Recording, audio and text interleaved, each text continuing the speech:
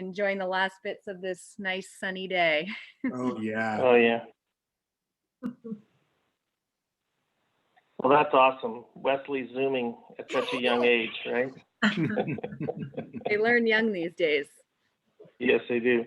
Michael, shall I start on the next? Yeah, let's go for it. Okay.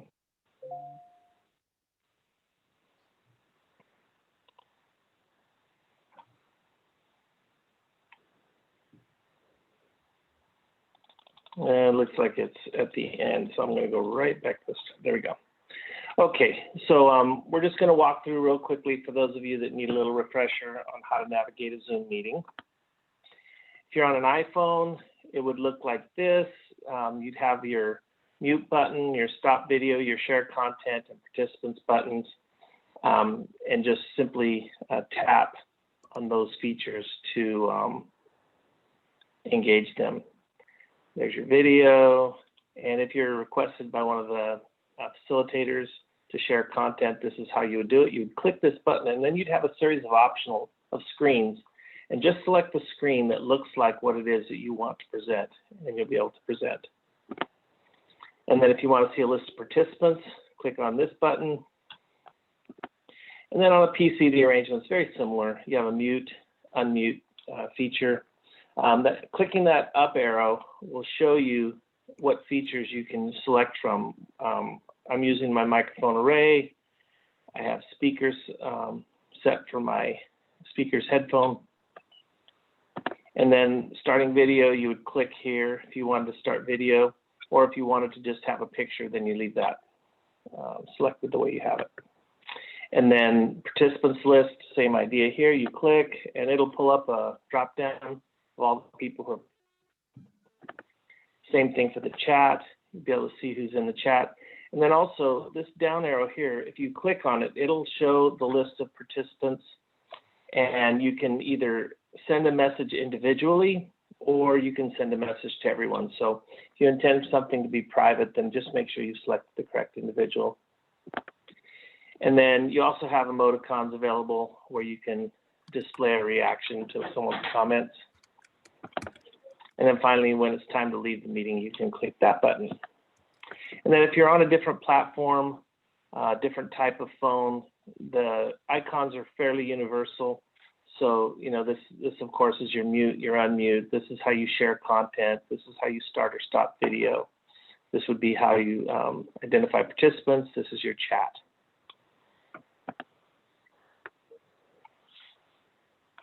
All right, back to you, Michael. All right, well, it sounds like we are ready to go with our meeting tonight. So hello, everyone. A little bit smaller of a turnout tonight, but you know, it's sunny outside and folks are are playing in the city, so I don't blame them. But this is a great turnout, and it's great to see everyone here and folks being focused on the river tonight. So that's always exciting, right? So I'm just gonna share a couple of announcements that are coming up. As everyone know, April is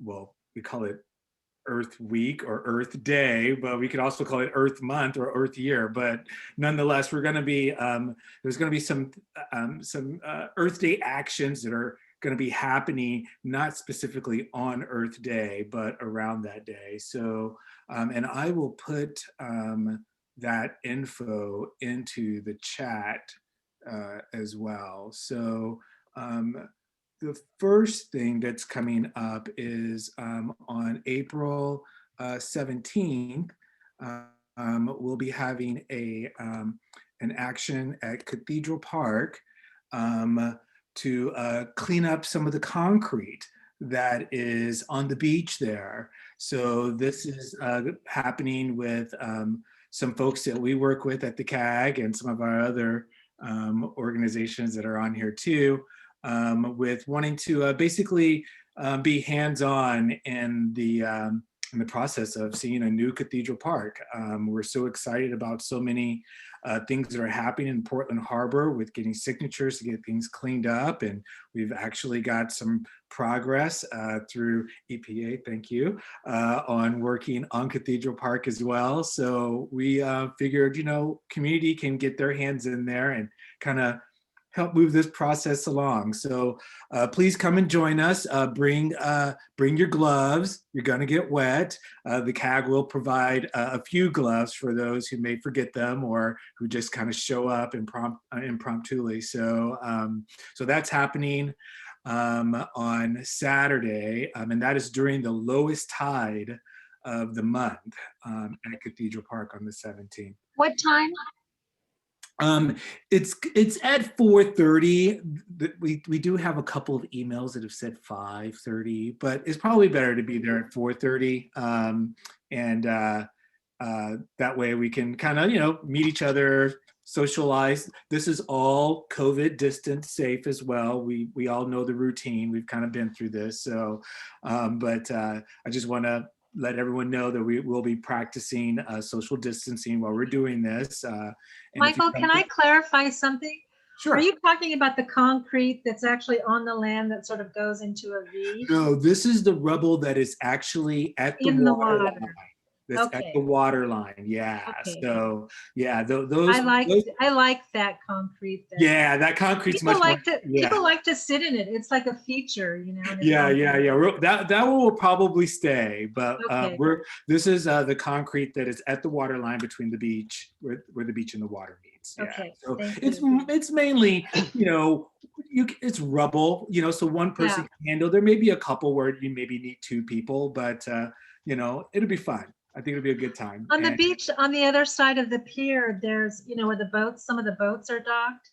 There's a huge plastic thing that I would love to pick up, but it's too big for me. Come down there and join us. Yippee. We have like about Okay. 60 people already signed up already to join. So we're hoping we can bring in more. So hopefully we'll Great. see you guys there on Saturday. So that's that announcement. And then we also have an action that is happening on April 20th.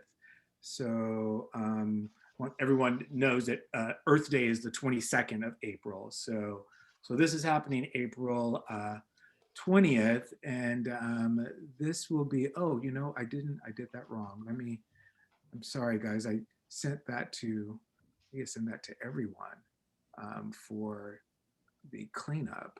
Sorry about that. Let me put that in there. There. So, okay. I kind of made a mistake here, but we'll fix that in just a second. So the second action is already posted, and this is done by the Braided River campaign. They are actually going to be presenting tonight, and this action is basically a press conference announcing a grassroots vision for our working harbor here. So that's going to be happening April 20th, and that is in the chat for everyone. I think I sent the other chat to Susan. So the Cathedral Park message is in there now. Okay, and that's with the Human Access Project and Michael, excuse me for interrupting, but your voice is a little low. Oh, okay. All right. Is that better? I hope that's better. Yeah, I hope that's better. It could be my internet too. So, but thank you, Scott. So the second announcement is the Braided River campaign. So that will be happening on the 20th of April between 10 a.m. and 12 p.m. And the going to be meeting. Well, they'll be telling you more about that too. And there's some information in the chat there. So go for that and check that out. And then my last announcement that I have is Metro Parks Bond. So Metro Parks Bond is going to be having a a conversation about their nature bond. And this is going to be hosted by Shirley Craddock, Christine Lewis, and Bob Stacy. This is happening on Monday, April 26th at 4:30 p.m. And it will be on Zoom. And I'm going to put that Evite, it's an Evite, into the chat here. And if anyone has any problems with these announcements, please just reach out to me and I'll put my contact info in here and I can send you information on what's what for these events there. So this is a really important meeting. This, if folks can make it here, these meetings with Metro that we will be announcing going into the future is really, really important and heavily focused on Willamette Cove. We really want a broad swath of not just our community, but also the city to be involved in, you know, getting Willamette Cove taken care of and getting all the gross stuff out so that this is something we don't have to repeat, deal with in the future, and it will be done with. I think that we can do this. In my heart of hearts, I believe that it is owed to North Portland to have this work done. And I'm really excited that that Metro is wanting to like work with us and get community's input on what a great job that they're gonna do on getting this gross stuff out of our community. Okay, so without any further ado, Excuse me, Michael. Yeah. Michael, Yeah. I'm sorry, I didn't mean to interrupt. This is Barbara Quinn. I wanted to add to your announcement. Okay. There is also on April 24th, Saturday, the Northwest Toxic Communities Coalition is having their yearly summit. This time it's going to be online. And the subject matter is going to be about synergistic effects of chemicals and chemical mixtures.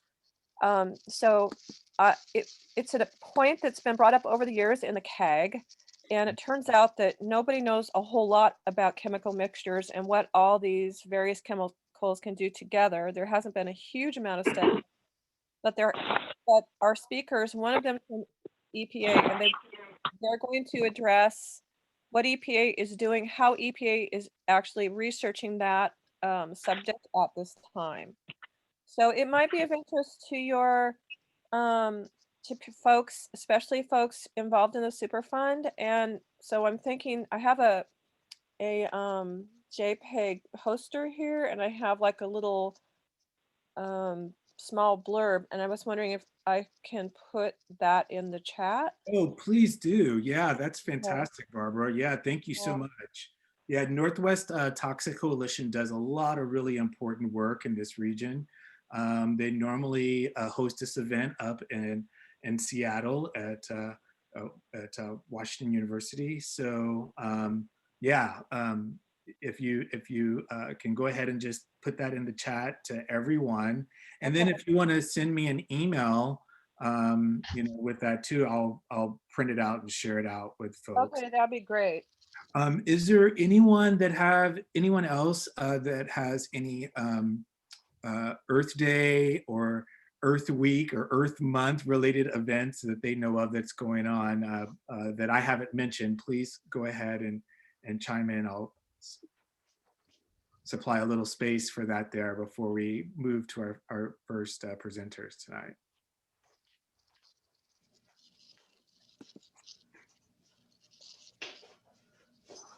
Are there any announcements from any of our agency folks? This is a space where, you know, if EPA needs to say something or provide any information, or if there's any folks from Metro or DEQ who would like to provide any updates or information, here's the time.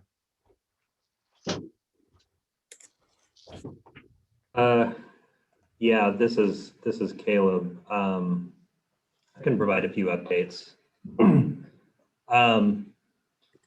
let's see. So last month was the successful launch of our first collaborative group, which a lot of folks on the phone here played a significant role in happening. So I think the general consensus is that that was a real success. So I think it's a nice blueprint and a path forward, and we'll be building upon that. So just want to thank everyone who has invested a lot of time and energy in that. And also, if folks aren't aware of it and want to participate, certainly we can put an email in the chat, and we can get you connected up to get information if you'd like to participate in future collaborative meetings.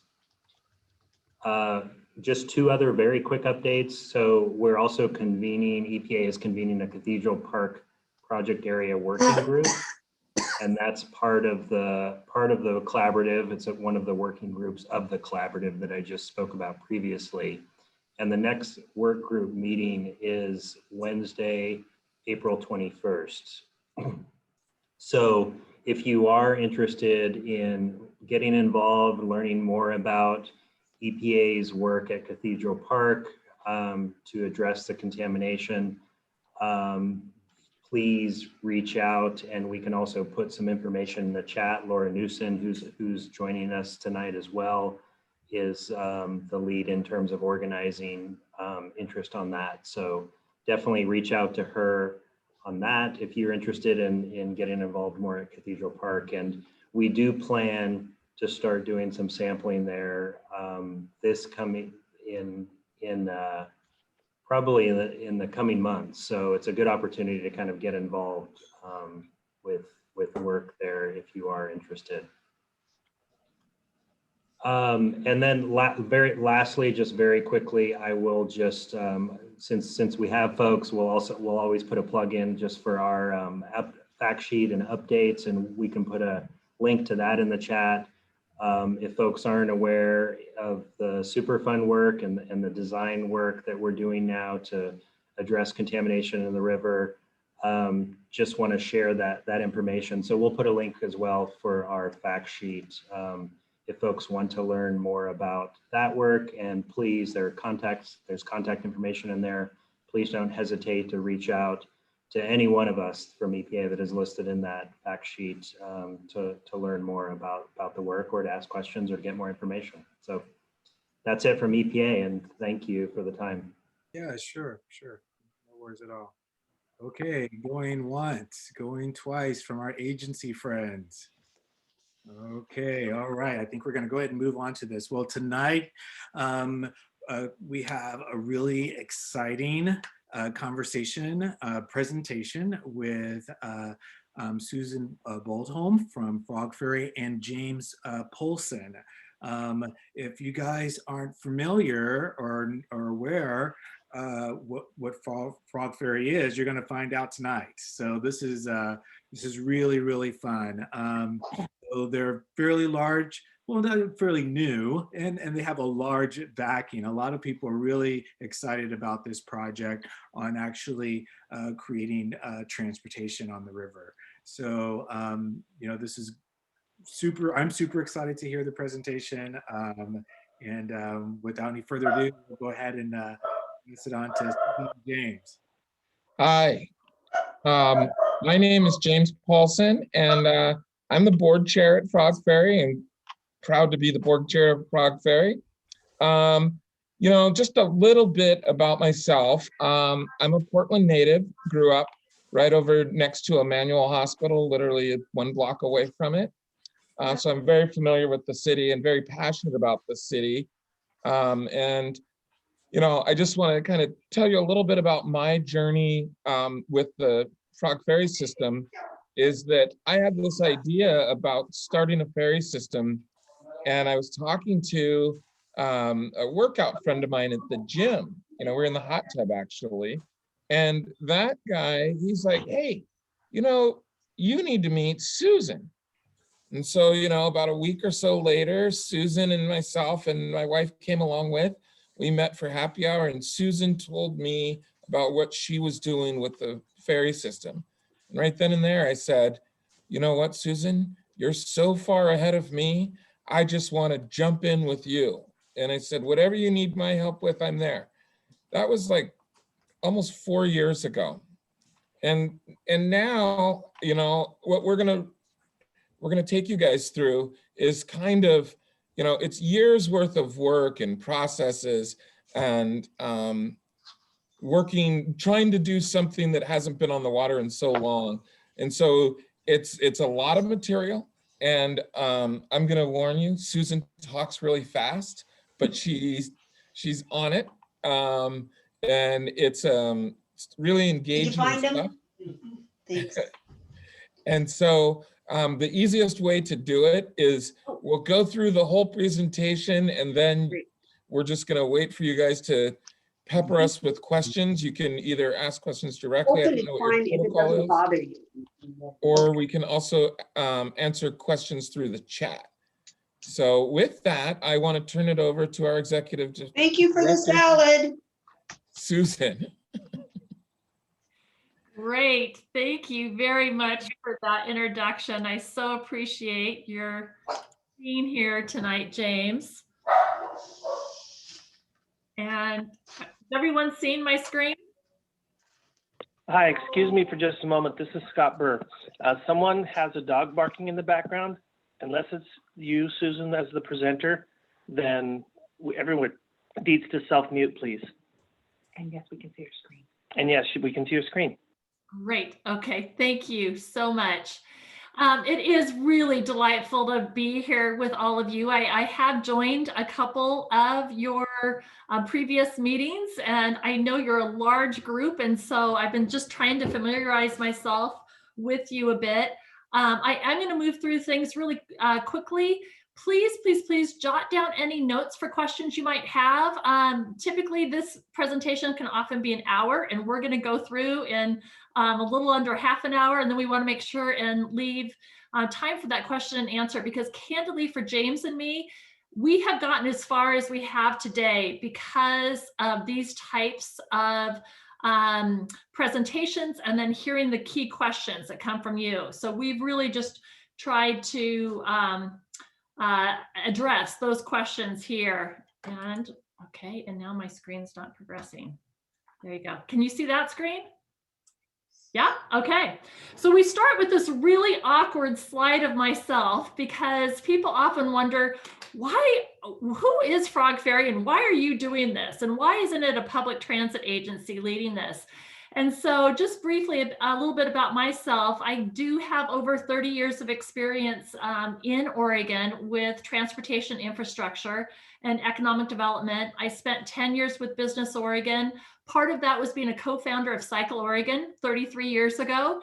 And I bring that up because way back then, we didn't have a culture around cycling and we didn't have an infrastructure around cycling. We didn't have shoulders on our major roadways for cyclists, for instance. So through the years, we've really seen the evolution and really the adoption and the passion behind cycling. And I see a lot of those parallels here with the ferry service.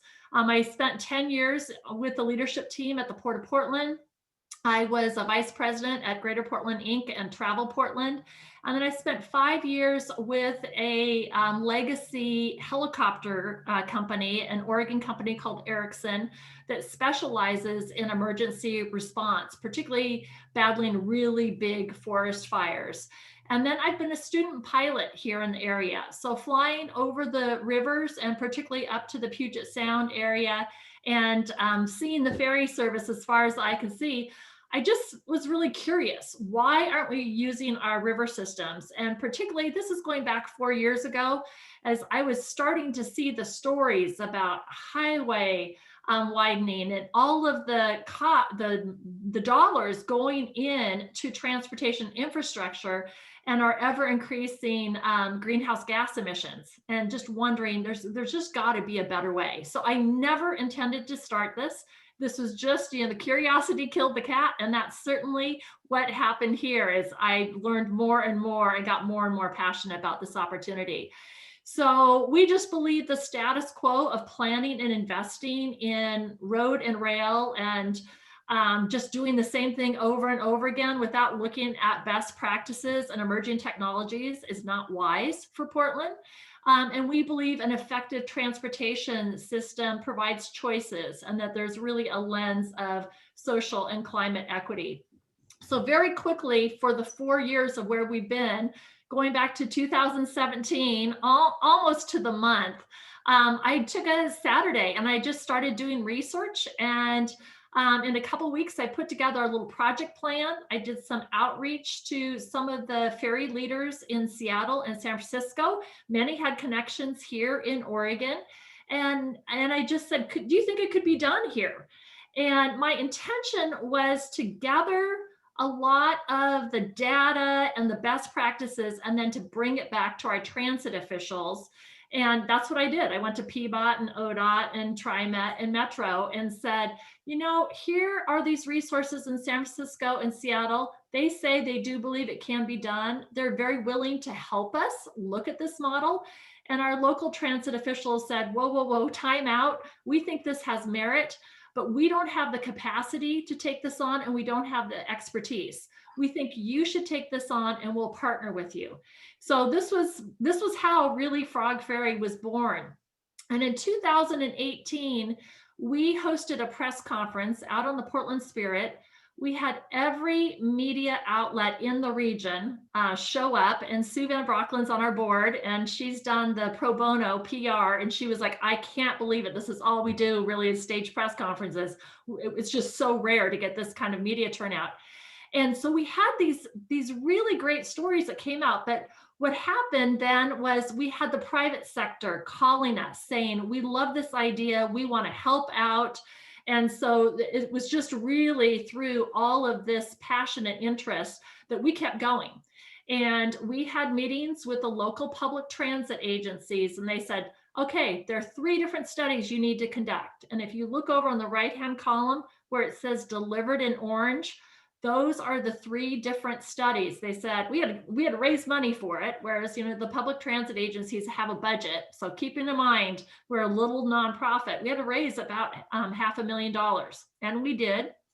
And so you can find the best practice case study report, the demand modeling study, and the operational feasibility study and finance plan all out on our website. And I'm happy at any point, you can email me at susan@frogferry.com. So happy to have a conversation with you or take you through those findings.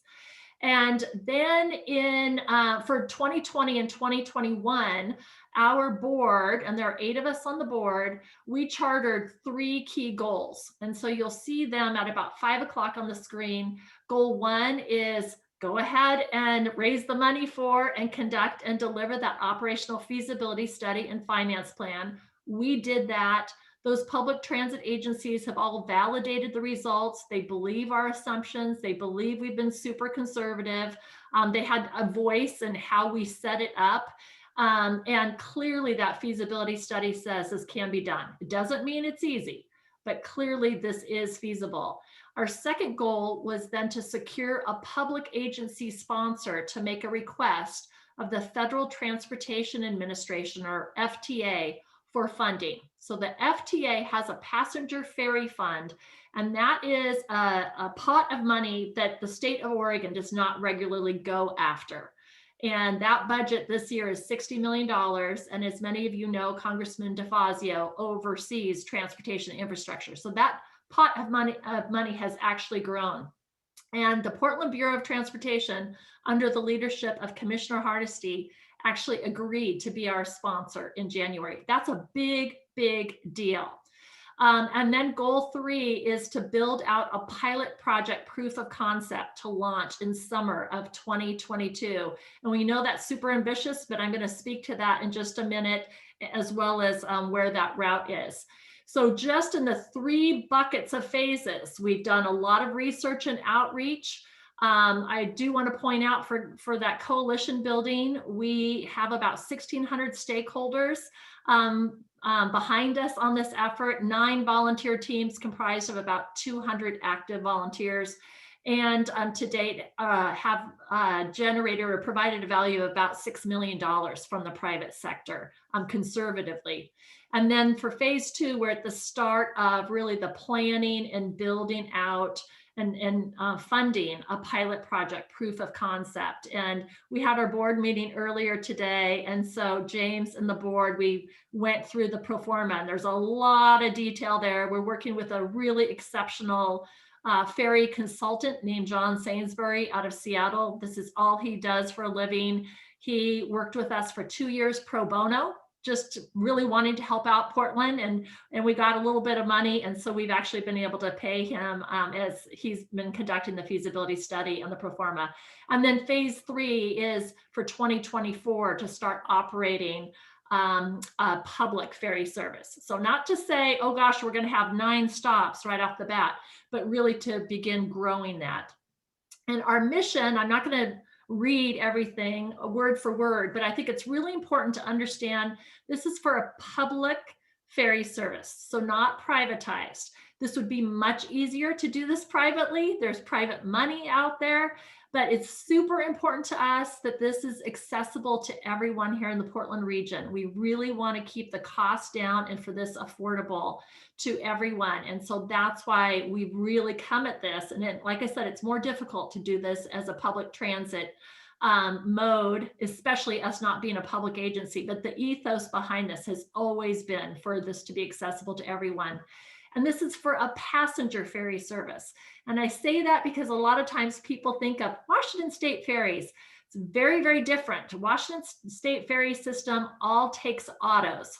And so the operation's different and the financing behind it's different because they have a fuel surcharge that helps pay for it. So these are much smaller vessels just for passengers. We think there's some really important objectives behind our work. So we think there's a wonderful opportunity to really showcase our Indigenous past and the role of Indigenous peoples today. And Frog, our namesake, the artwork was created by the chair of the Chinook Nation, Tony Johnson. And I had the benefit of working with him when I was with the Port of Portland. And he and one of the tribal artists, Adam McIsaac, did a major installation with the Port of Portland.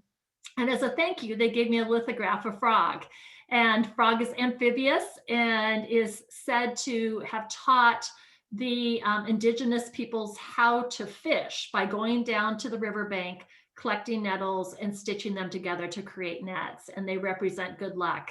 So that's where Frog comes from, and it's hard to see back there, but that's the lithograph they gave me about 11 years ago of Frog, and it was literally looking up at him and going, that's the name.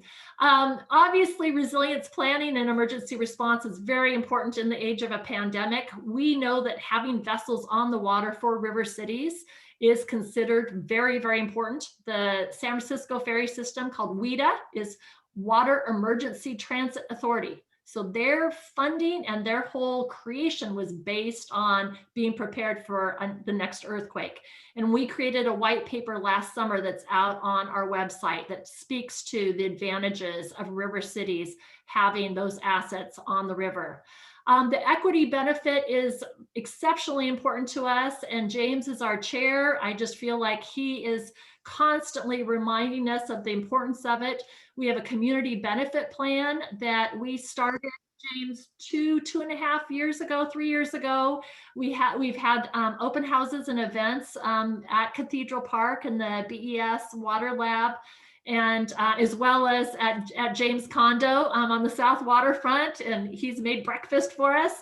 And we've most recently been working with Sunrise PDX on that plan and evolving it. And their voice and perspective has been enormously instrumental in building that out.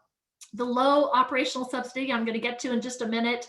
And then the last thing I really want to mention over on the right-hand side is for funding infrastructure costs by the FTA, that Federal Transportation Administration, that match is 80% from the federal government and 20% local. And I mention that because nearly all transportation projects in Oregon, it's a 50-50 match of local versus federal. So the federal government really likes to help fund ferry projects. And then really the biggest calling of this at all is that we want to connect our residents with their rivers. And I'm born and raised here in Portland. And until I got involved with this effort, I don't think I'd actually been on the river like more than 5 times. My children are young adults.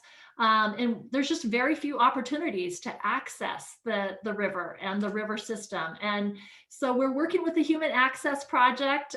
We'll be there with the Solve cleanup on Saturday. Willie Levinson is the founder there. He's become a very close personal friend to us. We believe we share really a common goal here of really fostering a greater sense of stewardship of the importance of the river, because largely the river is viewed as an impediment here from a land use planning perspective, as something to get over rather than connecting people with the environment. We know commuter ferries are a proven worldwide concept. Of the top 80 river cities in the world, all have some sort of water-based transit. There are only 4 major river cities in the nation that don't have water-based transit, and Portland is one of them. And we know we've got issues with congestion, even with a pandemic. And we can see how, even though we had a decrease for a bit during COVID with greenhouse gas emissions, how they've shot right back up. I just wanted to include this slide to give you a sense of some of the historic artwork as well as present day. And at 1 o'clock here, you'll see a cross section of a carving of a canoe that Adam McIsaac did. And so James and I have been working with the Confederated Tribes of Grand Ronde. So that's kind of the larger tribes. So Tony Johnson with the Chinookan tribe introduced us to the Confederated Tribes of Grand Ronde. And so we've been talking with them and the leadership there of their cultural outreach and art program about how we can weave in their designs, let alone their narrative for our work. And this is an animated map of the route. And I want to point out that you're going to see 9 different stops here. And we don't see these stops as beginning immediately, but these are stops that the transit leaders at the public agencies identified as having demand there, and also having pretty good connectivity to the rest of, I call it the transit grid. So looking at that first and final mile, because you got to get to and from the docks as well. And so John Sainsbury, our ferry expert, likes to say, he or her, whoever owns and operates the docks is king. You know, putting a ferry on the water is fairly binary. It's kind of like putting a bus on the water, but it's really that land interface that's very important. And so we really need to have a partner on the land side for each one of these. For the pilot project, we're looking at starting that from Cathedral Park down to River Place. It's kind of there on the south side, on the west side of Portland, and I'll show you a map of that in just a minute. That commute today for employees at OHSU coming out of St. John's and Cathedral Park is over an hour, according to OHSU and the transportation staff there. On the ferry, it's about 26 minutes. So just to kind of give you a sense, and our ferries would be operating at maximum speed at about 24 knots, and within the city, it won't be quite that fast because they're not going very far. This is not exactly what our vessel would look like. We'll be announcing that in about 6 weeks. We have already completed the specifications of the vessel, and we do have a design for it. And the reason is one of the top ferry builders in the nation came to us last summer and said, we have had 2 contracts fall through due to COVID. We're in a pretty good position for cash. We really believe in your project. And we've never done this before, but we're willing to design, build, and lease you a vessel for the first time they've ever done it, just to help us get a pilot project on the river. So that's part of why we've been able to move so quickly on this. This vessel on the Potomac is a double-hulled catamaran, very stable. One of the first things I did was kind of run by our approach for the vessel and the specifications with the U.S. Coast Guard. The capacity would probably, there'd be two sizes of the vessel when we go to further down the road, a 70 passenger and 100 passenger. For the pilot project, we're looking at a 70 passenger. Bicycle storage for 12 to 13 spots on it.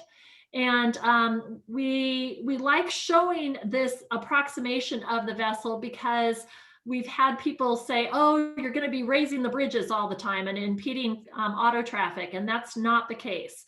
Likely it's 5 to probably 7 days a year we'd need to ask to raise the lower bridge of the steel bridge, which is the rail bridge.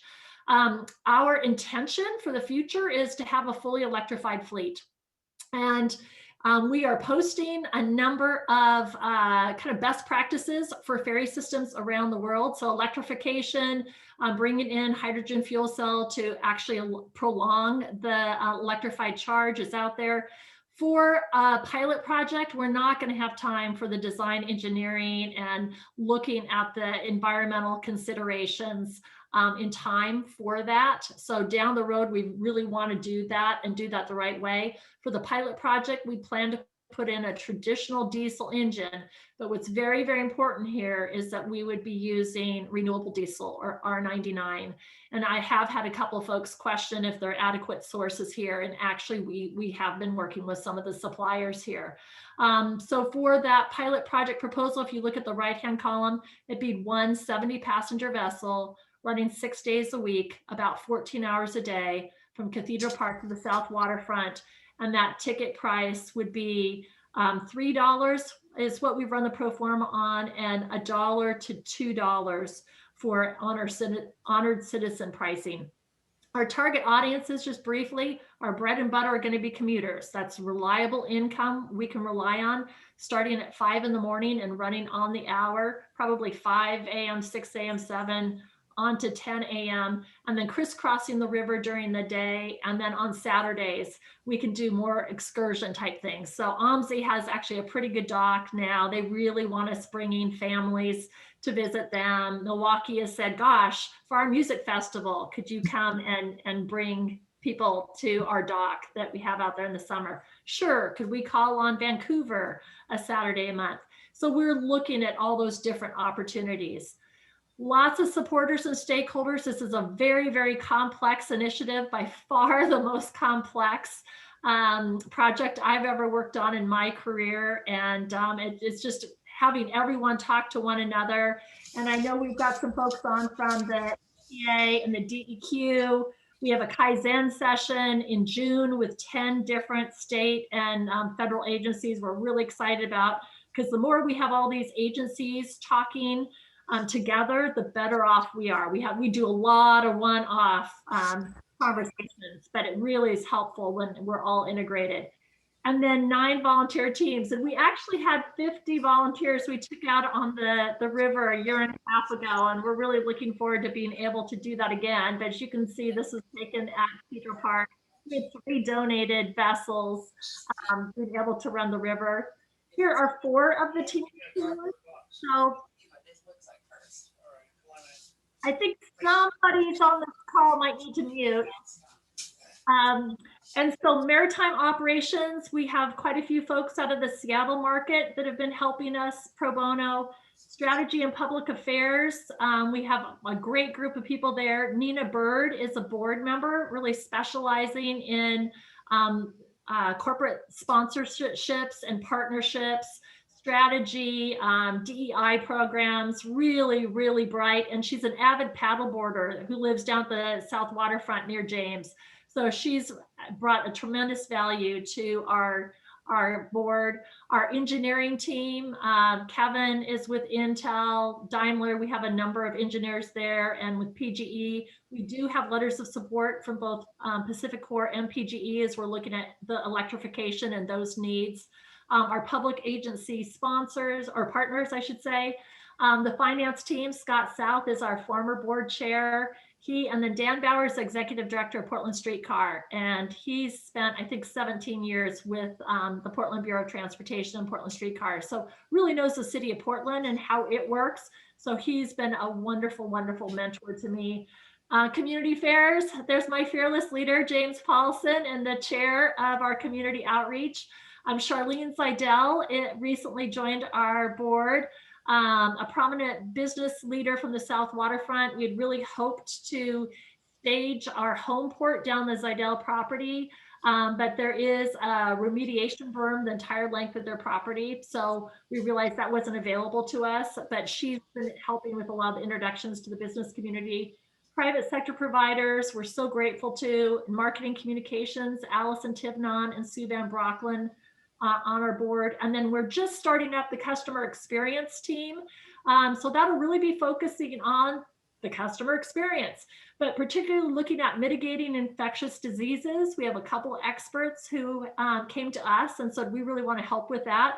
We know there's really good airflow in vessels like this, but let's take a look at the HVAC systems. And we're talking with the boat builder about that as well. And just making sure that if you are maneuvering throughout your day in a wheelchair, that we have someone representing, a number of different needs for the transit. At a very high level, this is kind of a cheat sheet for the operational feasibility study, which is about 130 pages long, but it's actually a pretty interesting read. I hope several of you will go check it out. So looking not at the pilot project, but at a 7-state, we call that a steady state operation, 7 vessels. The capital costs all in are about 40 million. I honestly, after today's conversation at a board meeting, I think that's going to be a little bit higher, but it gives you a sense scale wise of what we're talking about. And $40 million, a lot of money to you and me. I'm a fiscal conservative. For a transportation project, it's really small. Operating costs about 6.8 for the year. Ticket revenues about 3 million, annual subsidies about 2.5 million. We will have some concession sales and sponsorships added into that. And then ticket prices for the public ferry service, we think that average will be about $5. And it's at that rate based on probably the ticket price from Vancouver to downtown Portland would be about $6.50 or even $7. That's a 45-minute ride. So just comparing that with other ferry services and the subsidy and total cost, it's why that goes up a bit. Kind of crisscrossing the river is probably more in the $2 range. And then an honored passenger ticket price as well for low income, for students, for veterans, for seniors. And I would imagine for children under 12, we'll want to have that be free. We really want to encourage families getting out on the river to connect with a green space. So this is a map showing Cathedral Park down to the South Waterfront. For OHSU pre-COVID, they have had 500 employees a day, Monday through Friday, commuting from St. John's and Cathedral Park down to OHSU. During COVID, it's about 300 a day. And then we're also looking at the connectivity with the PSU campus.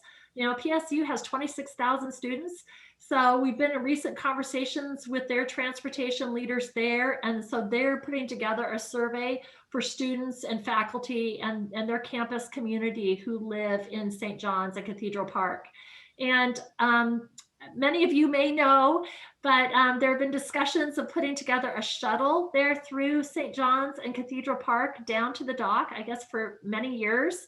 And Jennifer Vitalio, who is the former chair of the Cathedral Park Neighborhood Association, has talked about this. And so they're kind of resurrecting that conversation now about starting a small business to provide that shuttle service. We really, really want to mitigate people driving and parking and driving. That's that's really counter to what we're trying to do here. We're really trying to get people out of their cars.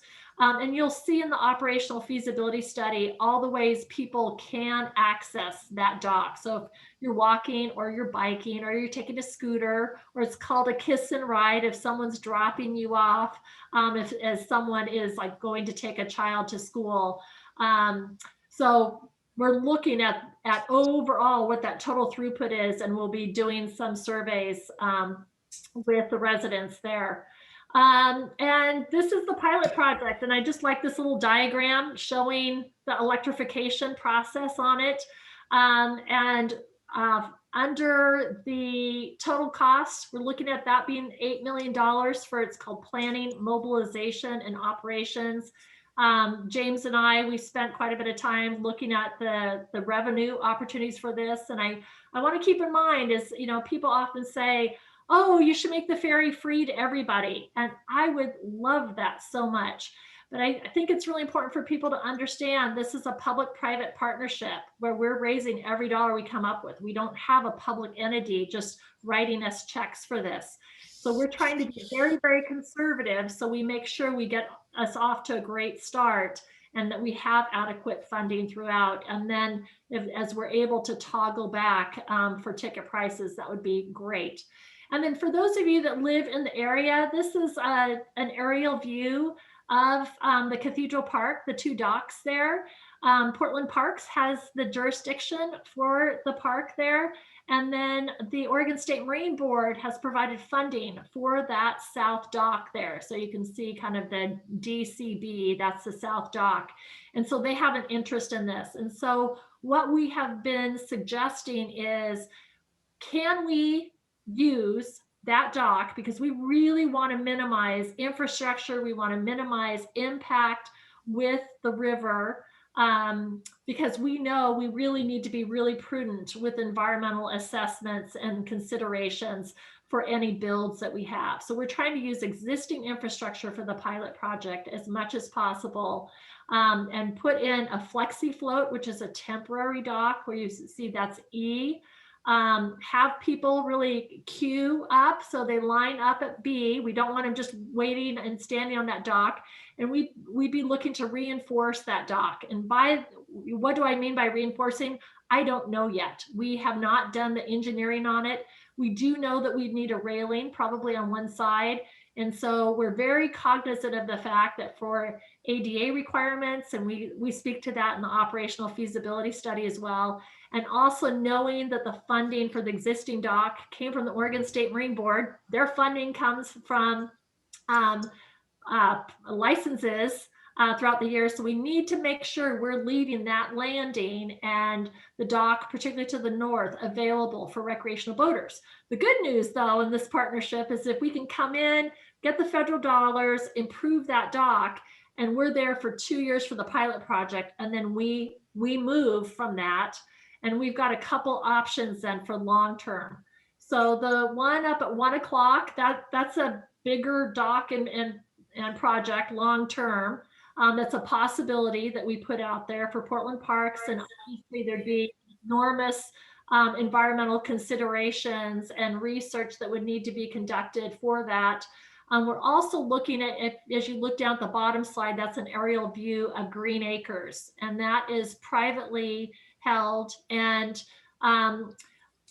the two gentlemen that are the new owners there, they really want to build out kind of a community hub there. And many of you may know there are a number of small businesses there. It's a wonderful community gathering center. They have the bee colony there. They do research with OSU.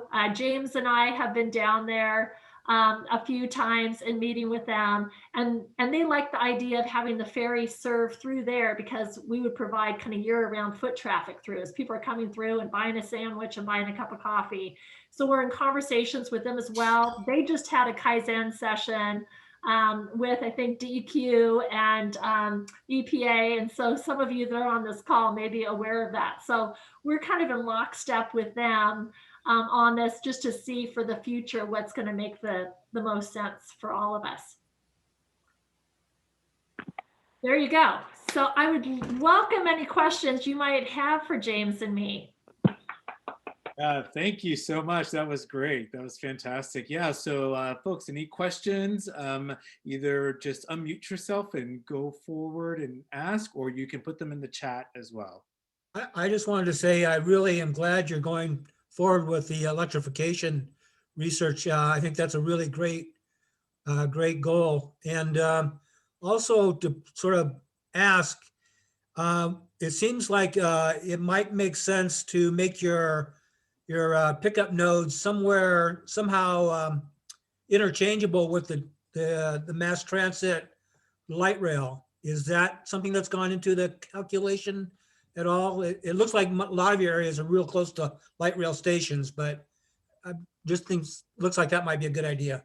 You know, it's such a good point, John. And there's not one easy answer to that. So for instance, the city of Milwaukee has said, this was going back 3 years ago, we feel like we're pretty well served going into Portland via light rail. So we don't really know if we need it. And gosh, light rail, that connectivity, it's about 3 blocks away. So looking at demand there, although in talking with Mayor Gamba a couple months ago, he's like, you know what, we might want to actually look at this on a more accelerated time frame. So every stop's a little bit different. And for instance, there at Cathedral Park, they don't have the benefit of light rail, yet they're very underserved when it comes to transit options. So it depends. You know, every single one of these 9 stops is sort of like its own business case study, you know, for is there demand, is there need, and how accessible is it? And if it's not accessible, what do we need to do to make it so? Hi, we have a question from Alice. And she said, have you considered a stop at Swan Island? So, and I see that James pinged back on that. For Swan Island, Daimler would love to have a stop there. We would love to have a stop there. Adidas is right up the hill, and we think that would be a natural. And even if they are running a shuttle back and forth, we know that they spend quite a bit of money every day for employees, you know, pre-COVID, for getting them to and from that campus because they are really tight on parking. But Daimler, my understanding is their request was denied because of the Superfund site. That said, I do feel like, you know, Daimler is a supporter of ours. One of their senior engineers spoke at our first press conference. We have a letter of support from them. So down the road, you know, we'd very much love to include Swan Island. And again, we're agnostic for where the stops are. It's really where this is needed. This is a public service. So people ask James and me every week, oh, can you put a stop here? And it's like, you know, we're not precious about the stops. This is all about what's strategic and in the best and highest use for the public. Okay, James answered one question about how many ferries would run at any given time from Mamalang, and I'm sorry if I'm butchering your name. He said during the pilot we would be running 1, but how many at the peak could be on the river at the same time? So the 1 ferry for the pilot project, to James' point, and then the operational feasibility study we've built for 7 ferries. So that is likely 3 100-passenger ferries and 4 70-passenger ferries. Could there be more than that? There could be. I don't know that will be in my lifetime. But we came up with that number, and again, if you go through the operational feasibility study, a lot of how you kind of get to that sweet spot of what is an optimal number is really based on, it's called headway. So how long as a passenger do you need to wait in between the ferry coming and calling on the stops? And for some stops, it's every half an hour. And for some locations like Vancouver, that is farther out, is every hour.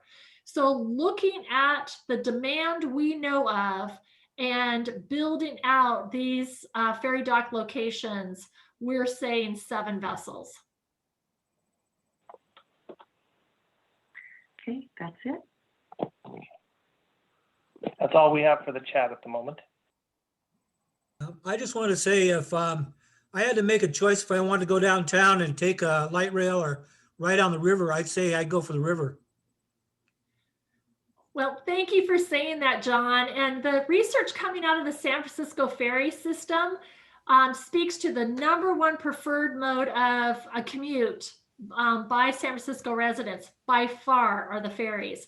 And when I went into this, I was like, it's time and cost and time and cost. And obviously, you know, for the economic impact, and we're continuing to work on calculations of what that trade-off will be in terms of greenhouse gas emissions and reduction. And so taking a really critical look at that.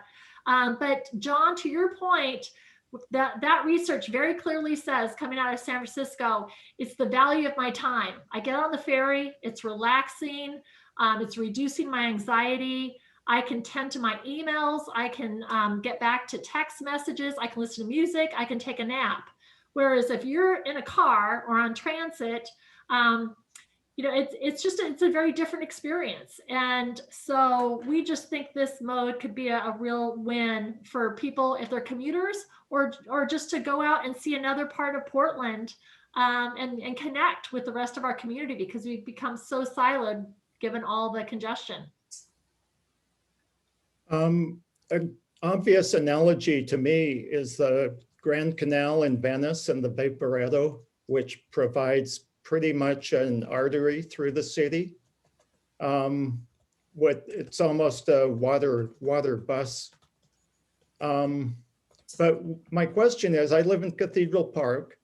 We would love to be able to get on the ferry, go downtown for an event, and be able to get home at night. Will you run late enough to be able to service that kind of use? Well, that's our intention, Doug. And we've talked with the Portland Trailblazers, for instance, and they're saying, gosh, we make sure that we have vessels available for getting people to the game and back home. And so for this pilot project, we have to really do this well and do it right. And we'll have 2 crews. So when you just start looking at the crew schedules, and for commuters starting at 5 a.m., I can't look you in the eye and say we're going to be able to get you home at 11 o'clock at night, but we're looking at 14 hours a day based on the scheduling. So, you know, if that's a 5 a.m. until 7 p.m. or, you know, 14-hour shift somewhere in there, that's what we're looking at. But long term, we'd like it to be later. And we have to, you know, keep these moving relatively full. I want to address Bob's question as well in terms of opportunities for integrating natural history and environmental education into your activities. And Bob, I would love to have your help on that.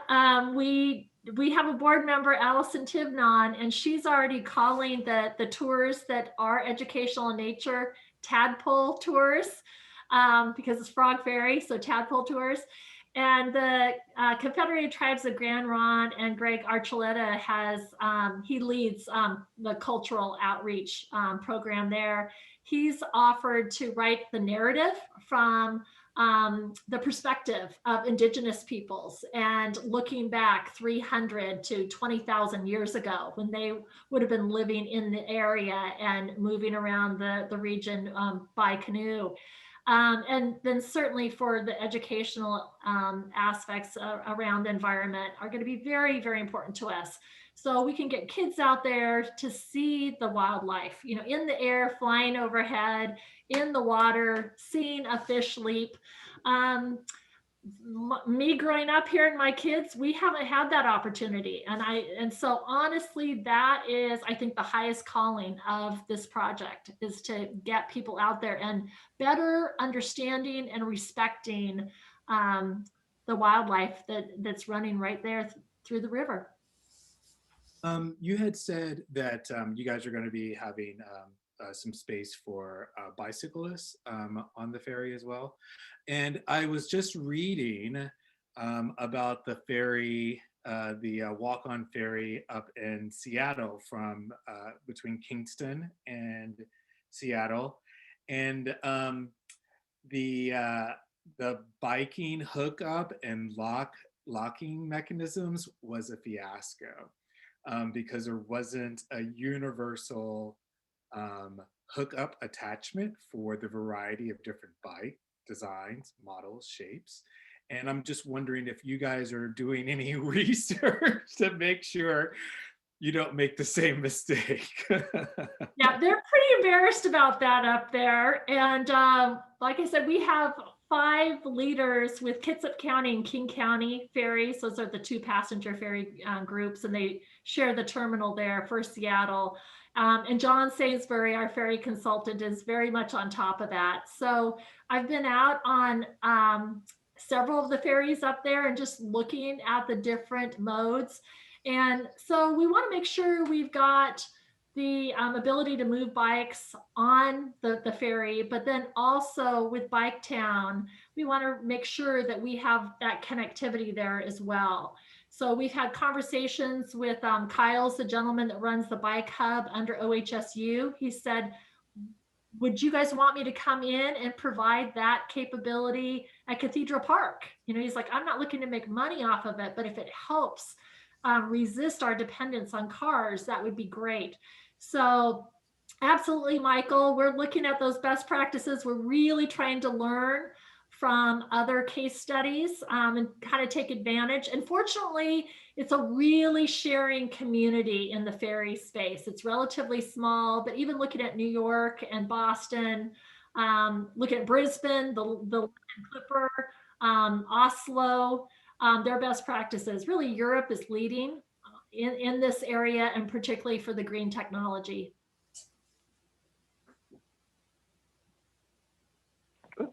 I have a question for you. And this is something Michael would probably sign up for. How about if the bicyclists can get on the ferry, hook into something, and ride their bike the whole way there, producing enough energy to help reduce your costs and get a good workout at the same time? You know, everyone kind of giggles at this. That was in our original specifications. I have so many friends from Cycle Oregon, and my cycling friends are all like, Susan, we're going to hold you to this. You really need to make this very bike friendly. So we provided space where we thought we could go ahead and capture cyclists. And between the specifications and the boat builder, they came back and said, Susan, it's a great novelty. It's a lot of fun, but the weight that it would bring to it, and it just reduces our ability to be, you know, really sustainable, just from a fuel perspective, and the cost and all. But I just want you to know that was in there. We tried. I love that idea. Someday. Oh gosh, very funny. That's great.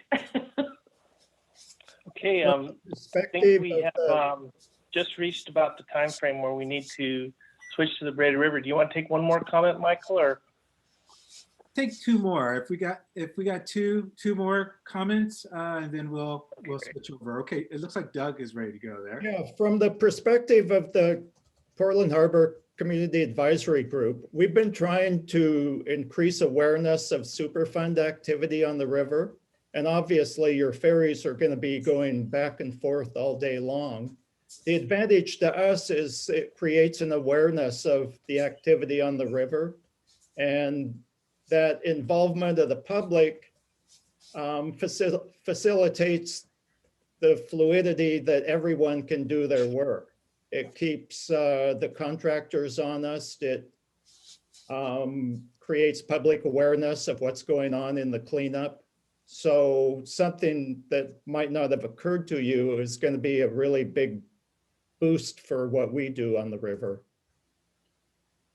Absolutely. And I think that's one of the things I love most about this project is it just helps on so many different ways, I think, improve our community and a number of initiatives that are underway. And so one of the things I'd love to ask you to consider, Doug, is for this group, if you would ever consider a letter of support, you know, even if it's saying we support the idea of this or we want to work with you on it. I really welcome any of you on this call tonight. Feel free to email me. It's just susan@frogferry.com. You can sign up for our newsletter that way. You can sign up to be on one of our committees. We're very careful with our newsletter list. We don't spam you, but just so you can really keep apprised of our work. And Doug, if there are opportunities where we can work with you, kind of like the Human Access Project, we testify for one another. We are just helping to raise awareness of one another's causes, and we're just so much more powerful the more of us that are speaking to the need for a healthy river. I anticipate we'd be very supportive of what you're doing, so we'll be in contact. Thank you. Okay, we got one more question. Anyone? Okay. Susan, James, thank you so much. This has been great. We're super excited to see how this all turns out. So, yeah, we'll definitely be talking to our board members about sending out some support to you. Yeah, this is great. Yeah, thank you so much. So we have our next presenters, Elijah, Mamalong, and Sarah with the Braided River campaign are going to be introducing their campaign to us tonight. This is a great group, guys. I'm super excited about all the work that they've done over the past year. It's just been dynamic throughout 2020 and really getting into the weeds on land use here along the river, and what does the future of a port looks like. So we have this frog ferry that's happening that's showing us a bright future. We have these folks here who are wanting to introduce a bright future on land use in our communities. So with that, I'll go ahead and hand it off to Elijah, Sarah, and Mamala. All right, thank you, Michael, and thank you for that segue. I'm gonna go ahead and share my screen at the start, and then we'll give introductions to you all. All right, here we go. And then I should be able to present. Great, can you all see this okay? Okay. Yes.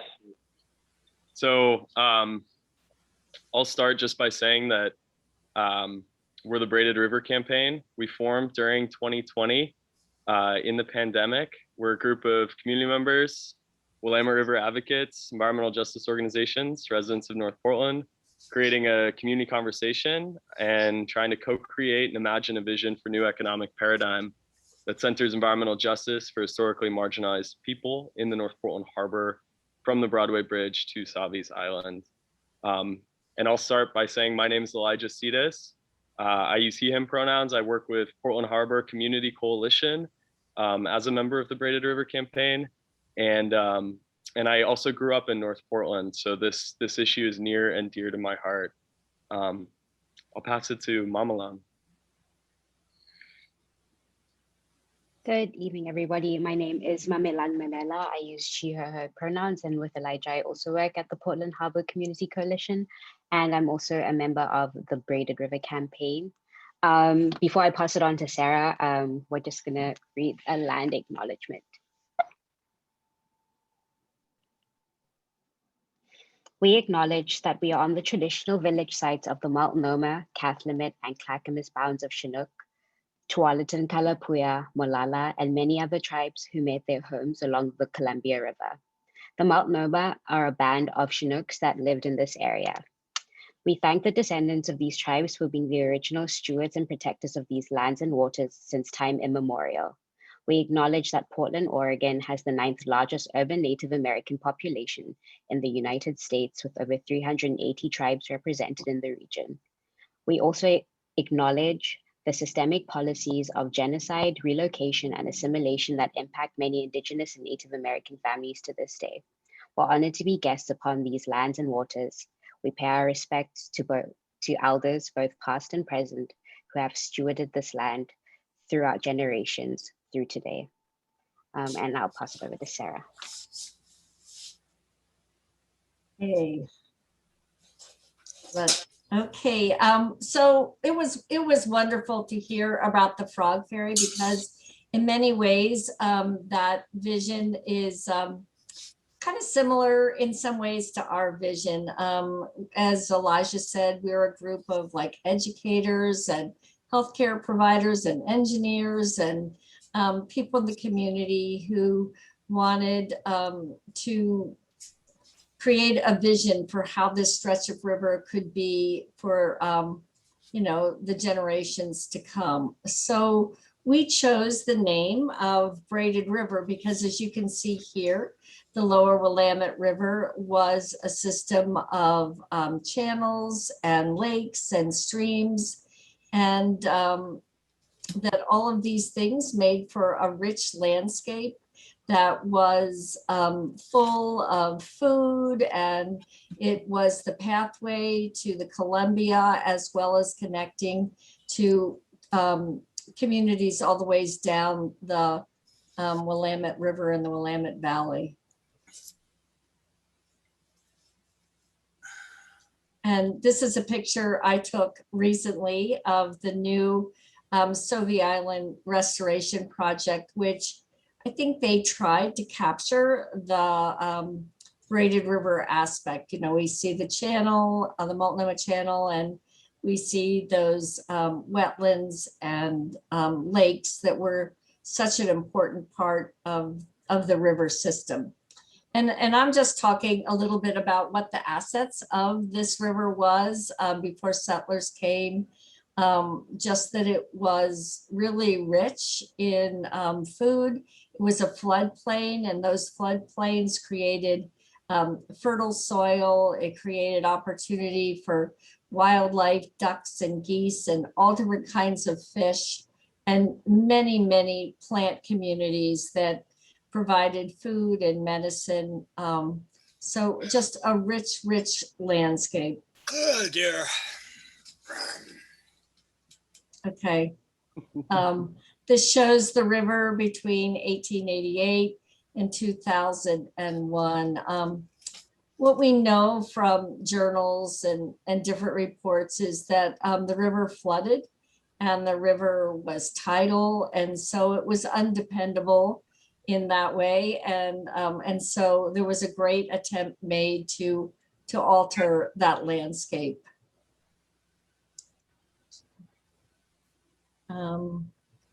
We have next to it Forest Park. It's one of the assets of our river, is that we're next to one of the largest urban wilderness parks in the country. But it is also true that this river, you know, is next to the Tualatin Mountains. And so for the most part, it's a narrow piece of land that the river didn't have the opportunity, at least not in the Portland Harbor, to have large pieces of land. There certainly was farmland, but it is also true that on the west side, the Tualatin Mountains are one of the boundaries of this river, and one that certainly impacts economic activity on the river, as well as that the river was created by earthquakes, volcanoes, and you know, and floods. So those earthquake fault lines still exist, and one runs right next to the river. So that's another consideration when we think about how we might use the river, just to kind of count our blessings on the beautiful streams and waterfalls and the river, as well as understanding that it is a flood zone, it's a seismic activity, and how to plan for this area, knowing all the wonderful attributes as well as these realities. These are just pictures to show the many different phases of life along the river, the indigenous tribes. We have the Giles Lake, which was a large lake in the Northwest. There were 3 large lakes. The building of the bridge. I have a great old picture of all the ferries. So we have in here, when we think of the Braided River, also the many different aspects of community that have been woven together to create this culture, as well as all the different people. This is just some of the people who live in our community. On the one corner, we have a picture of portraits. The Braided River campaign is working to collect stories of people who have lived along this stretch of river. And we got local artists to paint portraits of those that we hope to share with people, along with stories and resources for anybody and also for teachers. So when we think of the Braided River, we also think about weaving those stories and those lives together as well.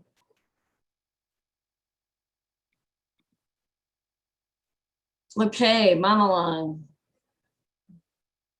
Evening, everyone. I'm going to focus on the Portland Harbor and what it means to us today, as well as kind of illuminating on some of the risks that Sarah highlighted in her portion of the presentation. So this is a satellite image of the Portland Harbor today. As you can see, the city rests on the east and west of the Willamette River, and we're actually part of the 650,000 people who live in the Portland metropolitan area, which makes us part of the 25th largest city in the country. Portland is also an intersection for major highways, train lines, bus and ship routes. It's an important economic center in the state of Oregon and also in the region of the Pacific Northwest and the West Coast. About 95% of fuels are stored in the harbor on any given day at the CEI hub, which stands for Critical Energy Industrial Hub, which is in Northwest Portland. And you can kind of see some of the pictures of like the tanks. Elijah, would you like to move it to the next slide? Thank you. So this slide was taken from a presentation by Jay Wilson, and he's the resilience coordinator in Clackamas County. And he describes this location as a hotbed of hazards. Some of the hazards that exist are on the shoreline where the tanks are built. It's prone to failure in the event of an earthquake, which Sarah kind of talked about earlier. There's a high likelihood that these tanks would spill and release oil and other substances into the water. Next, we have the Portland Hills fault line, which runs along Highway 30 at the base of the East Hills. And this would generate a 6.8 magnitude earthquake. And this would obviously have worse impacts than the 9.0, which we all know as the big one that they've spoken about in the media and stuff. And the hill is also filled with landslides that would immediately impact the homes and industries located there, and also cause access issues after the earthquake for first responders. There's also a chance that an ignition from the tanks would cause a wildfire in Forest Park. And obviously this would have devastating impact to the people who live and work close to this particular location on both sides of the river. This picture is taken directly opposite Northwest Overlook, just to kind of give you an idea of what's on the other side. Next slide, please. So there are over 500 tanks with a storage capacity of 360 million gallons of fossil fuels, many of which haven't been retrofitted or updated in many decades, some as far as the 1930s and others as recent as the 70s. Next slide, please. Some of the other risks that exist in the Portland Harbor. Does anyone remember the 1996 floods? I don't. I wasn't born at the time, but I Googled some pictures and read that Waterfront Park came within inches of flooding. Several houses in Southwest Portland were damaged, and a landslide caused a stretch of Southwest Fairmont Boulevard to be closed for several weeks. I try to imagine this when I go on walks, because at the moment I live in downtown, but I'm going to be moving to Northwest soon. Next slide, please, Elijah. Research has shown that the risk of flooding increases with climate change. And as you can see on the left, this is a FEMA 100-year floodplain map. And it shows that there's a 26% chance of flooding in the next 100 years in the dotted area. So they're like tiny blue dots that run along the river. And that would be where the flooding would happen. And obviously it would impact the side, the areas like right next to it as well.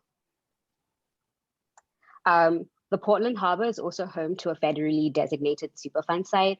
And I won't go into details of the Superfund site because this is the CAG meeting and we're all very familiar with the Superfund site and the contaminants that are there. But this is a photo of Willamette Cove to kind of help orient us a bit more. Next slide, please. So some of the impacted communities we've seen that have been displaced include, like, over the history of the harbor from the beginning, starting with the Multnomah tribe and other indigenous people. And as the years went on, communities of color who once lived in Gouds Lake and their descendants, and also Linton residents today. These people, along with workers, have also been exposed to high levels of toxins in the harbor. And as Susan already mentioned in the Frog Ferry presentation, there are currently also very few access points for members of the public along the river, especially in Northwest Portland. And although all of this may seem very overwhelming, one of the questions we have asked ourselves in the Braided River campaign is, given the historic and current potential risks, how do we plan for the coming years? And we really do believe that there can be a future where industry, housing, natural areas, and healthy communities can and should exist along the Willamette River, which we have seen before with Indigenous peoples. Over to you, Elijah. Thank you so much, Mama Long, for that wonderful overview. I just wanted to bring up these photos to kind of ground ourselves again in the realities of place. Sarah sent these to me just from for excursions around Northwest Portland. The photo in the top left is at Kinder Morgan, and it's one of the age tanks that Mama Long was talking about. Likewise, you can see the lack of access down in Linton. So in the bottom left photo, that's near a restoration site, and it's closed off to the public. Again, on the bottom right is in Linton. This is oil trains. It might be crude oil, it might be gasoline, it might be another petrochemical. It's hard to know. You can tell by the placard number, just to let you know, the 1267 does mean crude oil. But that's right next to the community center and to a daycare and to people's homes in Linton. And then top right are paddleboarders, nevertheless persisting to use the river as human beings do and will always do. So there's that. So I want to just dive right into what the Braided River campaign is attempting to do. As we talk about a vision, part of the reason we've come together in this work is that we realized that we were having many of the same conversations in different spaces. So in meetings with EPA, with DEQ, around Willamette Cove, around the in-water, around the shore cleanup, in climate organization meetings talking about the fossil fuels, in neighborhood meetings talking with housing advocates who work with folks who live in the cut. We were having many of the same conversations about some of these environmental justice impacts that exist in North Portland. And one of the things that we realized is that we're living in a time of immense change. The one quote I like to share whenever I talk about a future vision is a quote by Vandana Shiva, who said at the beginning of the pandemic that pandemics are a portal to another world. And I think it's helpful to remember that, and then to remember what kind of a paradigm, what kind of a portal we want to be walking through. So the Braided River campaign formed from these different organizations to start having these conversations at the level of planning, and to start to try and create a synthesis as these changes are coming on the river, so that we would be prepared as community members and as members of numerous different organizations to have more of a concerted platform to talk about these issues together.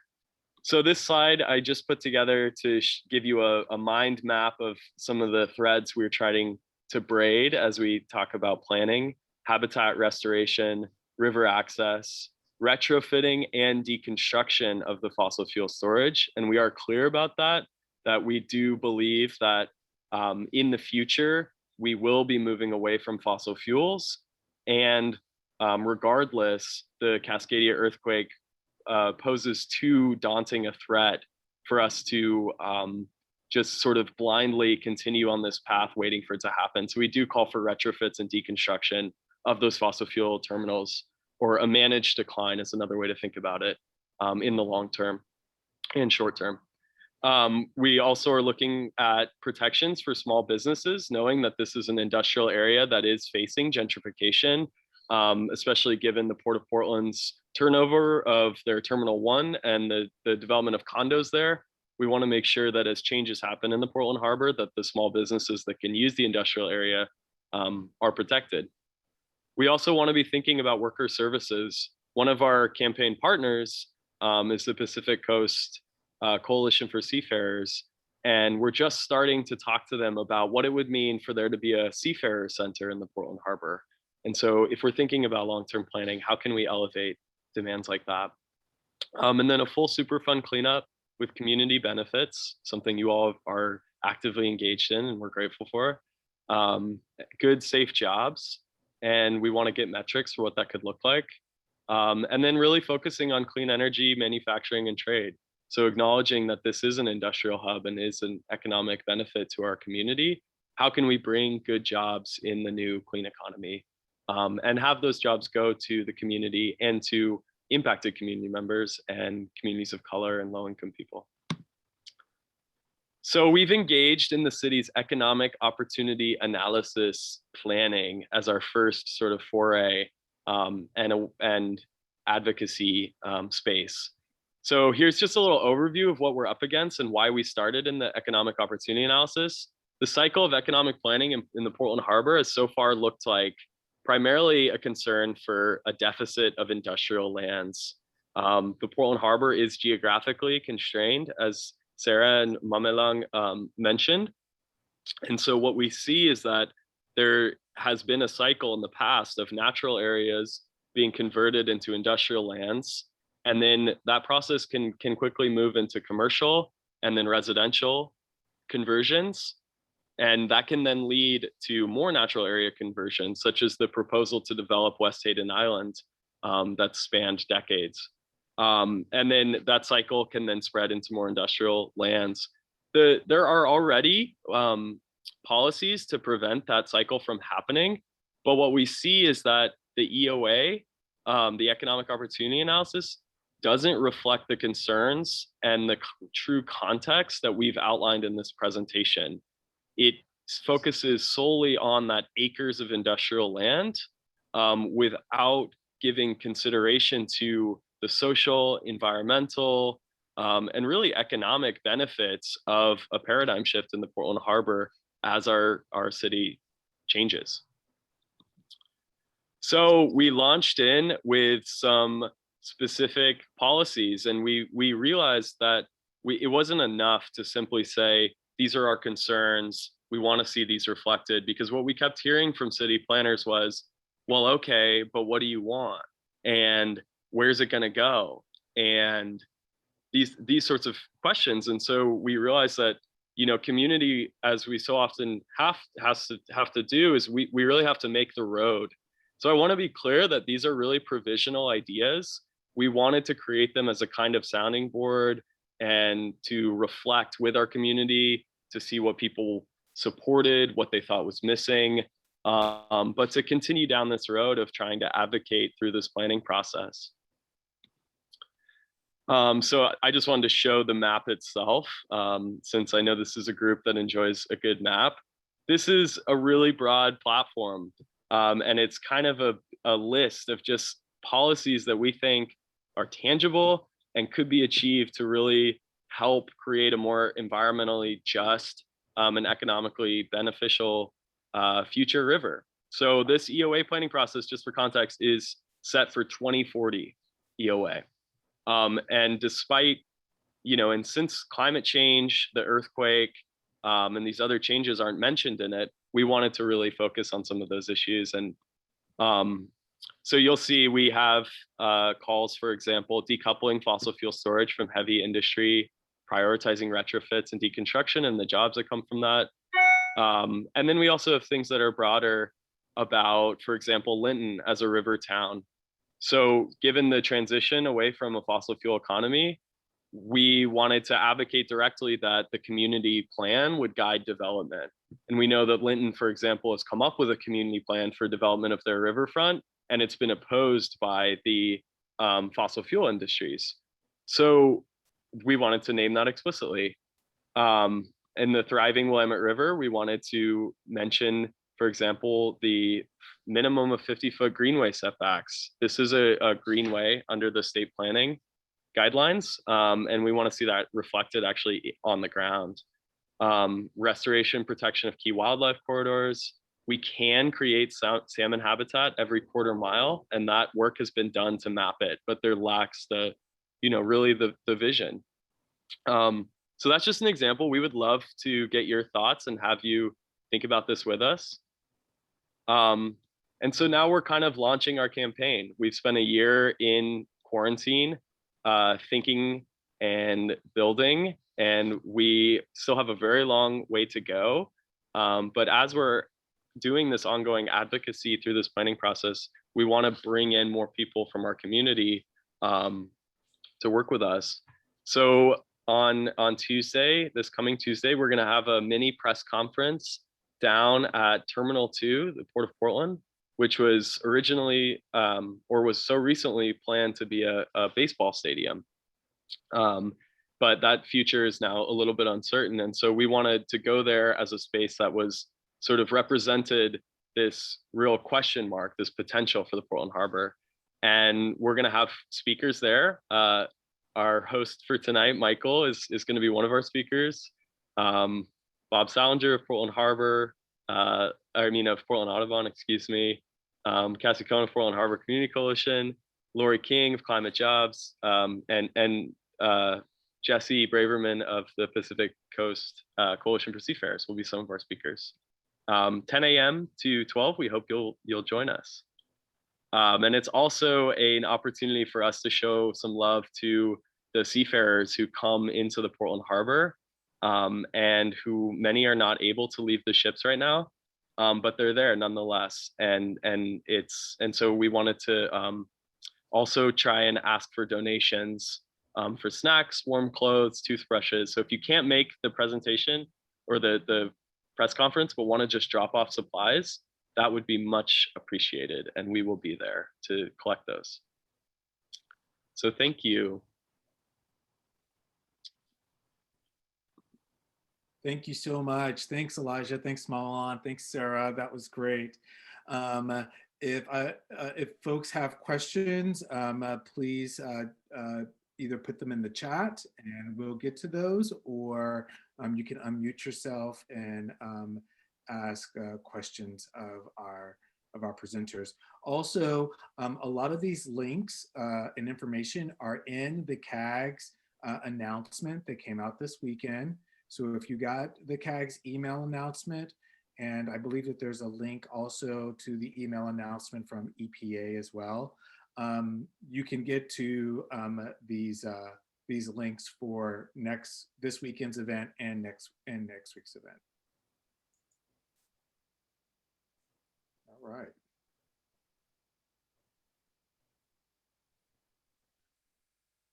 Well, I'll start with a question. I was wondering, it seems as though that you guys are like, this, these young folks, who are really into, the river. What was it that made you think that, tackling the land, tackling like, land laws, land uses would be a way to like, galvanize so much more interest. I mean, a lot of folks are really interested in this, and what was the catalyst to have you bring you into that? Am I okay? I would say sometimes it was these very meetings with the EPA and CAG and everything where, you know, people would bring up climate, people would bring up the fossil fuel hubs, people brought up health concerns of the people in the river. And it seemed like things were siloed into like in water and, you know, things were pretty siloed. And so this was a chance for the people working in climate, in the river and community development to come together. And I think we chose planning because we realized that zoning had everything to do with people's health and safety. You know, there's no access because it's not zoned for access. There's, you know, things that maybe aren't so safe for our community because it was declared an industrial sanctuary. We realized, so just like, I think just realizing that those problems existed in part because there were assumptions made by city planners that didn't necessarily reflect what the community needed and the safety and health of the community. So we decided to start learning about the state land use planning process and spending a lot of time studying it and having conversations with planners. Anybody else want to add to that? I don't know. Yeah, I can jump in too. As a, you know, as a younger person, I started organizing when I came back from school to Portland around the oil trains that began appearing at the Zenith Energy Terminal. One of the questions that advocates had was, you know, why here? Why so suddenly, and what allowed that to happen? And it sort of led to a number of different questions and policy options to really, you know, to think about how to stop this project. And you know, we kept coming back to the history of that area and the underlying sort of land uses that allow for fossil fuel companies to use that area and to pollute and to, you know, get these permits that are very spacious and allow them to do these projects. And I think really what happens when you have a place like this is what happens when you have a place that's so privatized, and where the public is really not welcome, which is, I think, in some parts of the Portland Harbor and maybe specifically in that fossil fuel corridor, what the case is. And I think that it really is harmful for the community when there's not public participation in the future of those lands. And then also, just to add on, I'm also a member of Sunrise PDX, and I'm just so moved by the vision of the Green New Deal. And I would love to just see the Portland Harbor be this sort of world-renowned, visionary sort of place where this clean energy transition can happen. And I think to get there, we have to be talking about it in a lot of different spaces. And for us, it became planning. I just like to chime in with the theme of you know, statewide land use planning, like goal 5 and goal 15 as being major segues for your efforts. The Columbia River Estuary, this is part of the Columbia River Estuary. And the Natural Estuary Program provides another federal nexus for funding and for planning and for a whole host of innovative thinking. And we have a you know, a group right here in Portland, the National Estuary Program has their Columbia River Estuary. I can't remember the term they're given, but they're anyway, they're the staff that takes all the initiatives and takes all these planning efforts and technical efforts to bringing them into the monitoring and all sorts of things. And so bringing those together into your process, I think if you haven't already thought of that, I would just make that suggestion. Yeah.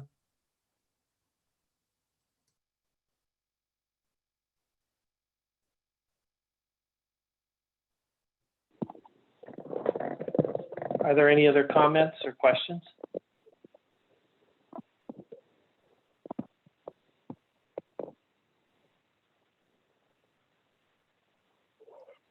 Don't be shy, everyone. It's not that, I know it may sound a little esoteric and a little complicated, but there's a lot of stuff that's involved in our lives every day when it comes to land use planning. It's quite surprising. So if there's any unknowns or any questions anyone wants to have or have answered, please go ahead and chime up.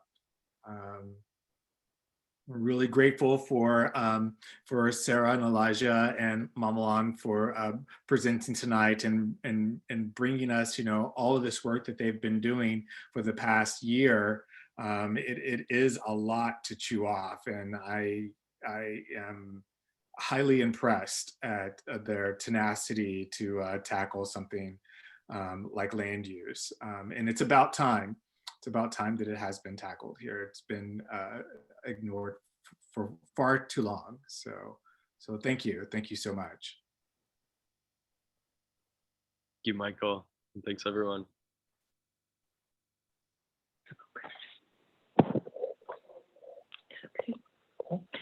Hi, I have a question. This is Dana Hubenthal. Hey, what would you say is your biggest roadblock to getting the petroleum things decommissioned and retrofitted? What's the biggest roadblock to that? Yeah, I'm happy to start, and then Sarah and Mamalong, I would love to hear your thoughts on that too.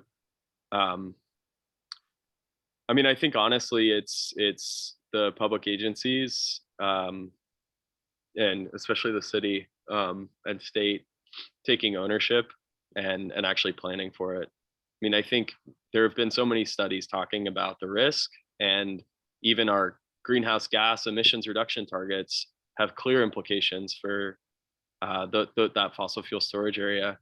But we need, we really need that plan to be acknowledged, and or that future to be acknowledged and then planned for. And right now, I think there's an unwillingness, I think, on the part of the city and the state to really take it that next step. And I think they maybe are concerned with counting the eggs before they hatched. And we do continue to use fossil fuels. But I think the reality too, and what we're trying to get across is that you have to just start, and once you start talking about it and planning for it and creating policies like requiring retrofits of the fossil fuel terminals, or or creating kind of future, like a separate land use category, for example, for those terminals, then I think it will start to happen. But it just seems like it's such a big problem, and it's like they don't know where to start.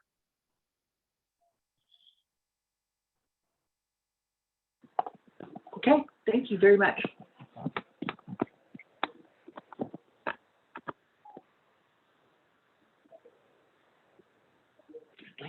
Any other questions? Oh, can I just say one more thing? I think it's confusing because, and Bob Salinger actually helped us a lot with this, is what happens with land use planning is your neighborhood is brought a comprehensive plan, and it's pretty much finished by the time you see it. And what we're trying to do is to get in on the ground floor with community participation. So we're trying to set values to that comprehensive plan.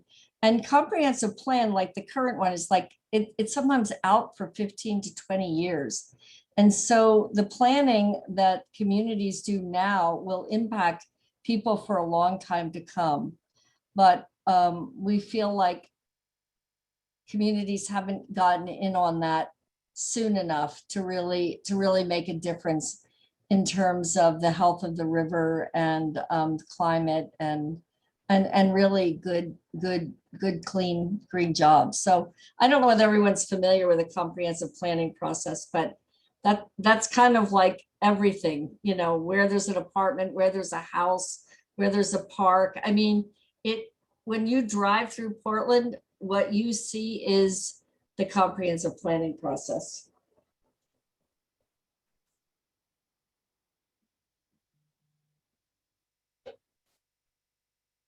Thank you for that, Sarah. Thank you so much. Okay, well, if there aren't going to be any more questions, I would just want to ask if there were any new business or any new announcements that anyone would like to share. This is kind of an open floor for right now. So if anyone has anything to share with the community, this is the time to do so. If folks are interested. I want to thank again having Susan and James here tonight from Frog Ferry to present on what's happening with the with river transportation here in Portland. About time. So super grateful for those guys showing up. Thank you so much. And we'll hopefully you'll visit us again when you're in the second phase and there's like, you know, 2 more of those on the river. And I also want to, you know, give a huge shout to the Braided River campaign. Your hard work has not gone unnoticed. This has been, it's been a lot, and we're very, very grateful. If this momentum keeps moving the way it has been in the past year, there's definite great things to come. There will definitely be great things to see and to show for. So I'm really grateful for Mama Lana, Elijah, and Sarah for sharing out to the community what's going on in the Braided River campaign. Also, once again, join us for Cathedral Park. Let's get that concrete off of our beach there. So I'm really excited about that on the 17th, you know, 4:30 Cathedral Park. Come there, be ready to get a little wet. But it'll be a good time. It'll be nice to see community members after such a long time. And also please join the Braided River campaign at their press conference on the 20th.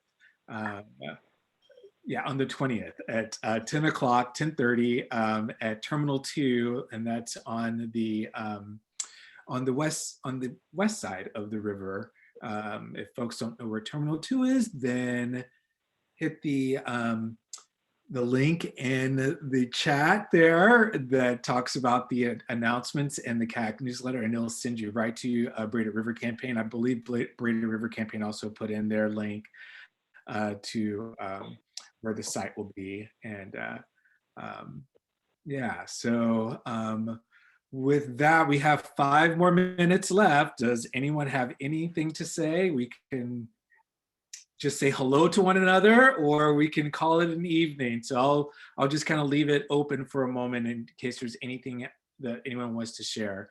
Otherwise, thanks everyone. Thank you so much for taking the time out of this beautiful day to come together and be mindful about the river. And we will be seeing you all again next month. Next month is going to be a really fun meeting too.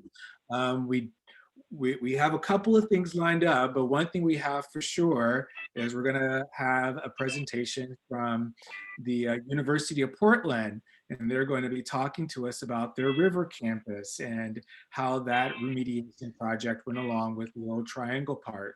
So that will be something that will be happening next month. Would love to see you guys there for that. I'm still working on the second presentation, and hopefully that will be become a little bit more solid in the next couple of weeks. Also, there is the Metro meeting too at the end of the month. I believe I said that was on the, whoa, let me get my notes here for that. That was on the 26th, April 26th at 4:30.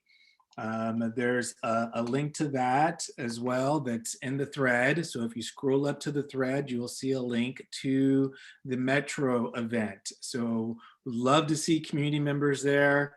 It is a great opportunity to be able to share your thoughts, share what you want to hear, voice your opinions about what you want to see with the parks, with the Metro Parks and Nature Bond.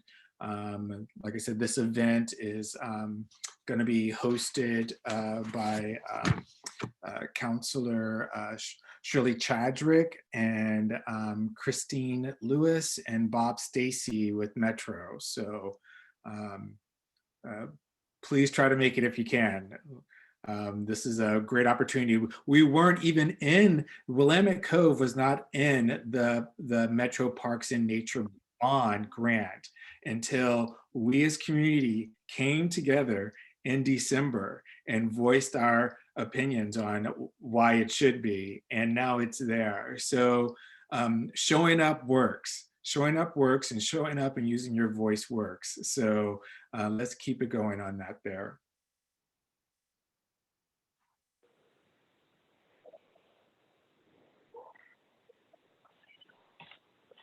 Thank you, Michael, for your great work pulling all this together. I know it's a lot of work, but it's very, very interesting.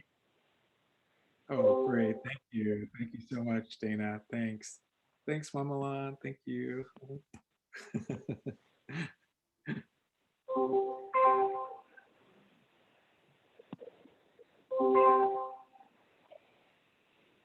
Thank you, Michael. Good night, everyone. Thank you. Night.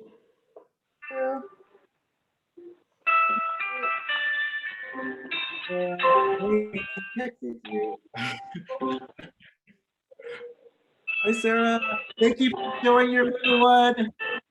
That's really precious. Lucky you. Thanks, Amy. Thank you so much. Really appreciate it. Thank you. Thanks, Scott. Thanks. I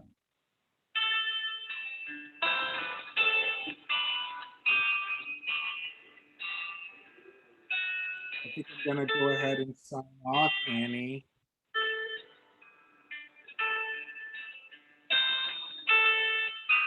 That sounds great, Michael. I'll go ahead and send you the recording. Okay, that'd be great. Oh, you know what? I also wanted to ask about the recording from the forum, the collaborative, and I haven't seen it posted anywhere, and I was wondering if you guys had that recording or not. Yeah, it should be on our YouTube for the collaborative group. Let me see. Oh, so is there a separate YouTube for the collaborative? Oh, Yeah. okay.